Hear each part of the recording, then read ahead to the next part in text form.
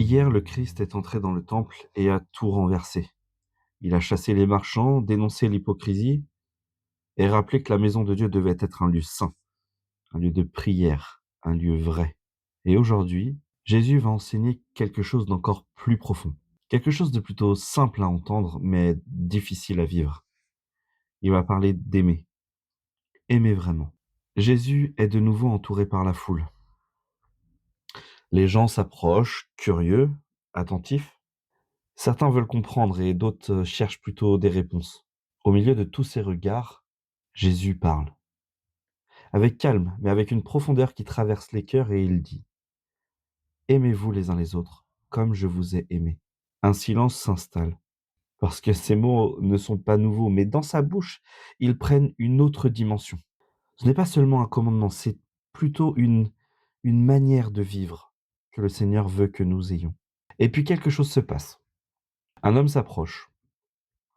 Son apparence, dérange et instinctivement les gens, reculent et se poussent pour le laisser passer. Par peur, par crainte, personne ne veut vraiment s'approcher de lui. Mais Jésus, lui, ne recule pas. Au contraire même, il avance vers lui, il le regarde et dans ce regard, il n'y a ni jugement ni rejet, seulement de l'amour. Dans ce moment, tout devient clair et Jésus ne fait pas qu'enseigner l'amour. Il montre par les actions la façon dont nous devons également agir. Et si cet homme, c'était quelqu'un dans notre vie?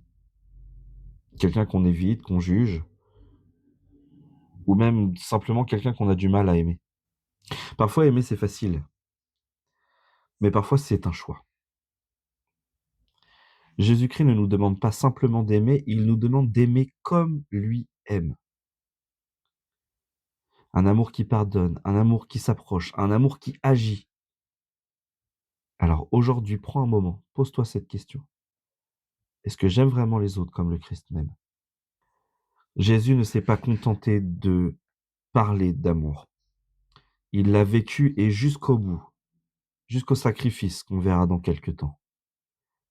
Et aujourd'hui encore, il nous invite à faire de même parce qu'au fond, tu ne peux peut-être pas changer le monde entier, mais tu peux changer le monde de quelqu'un. Et c'est par là que ça commence.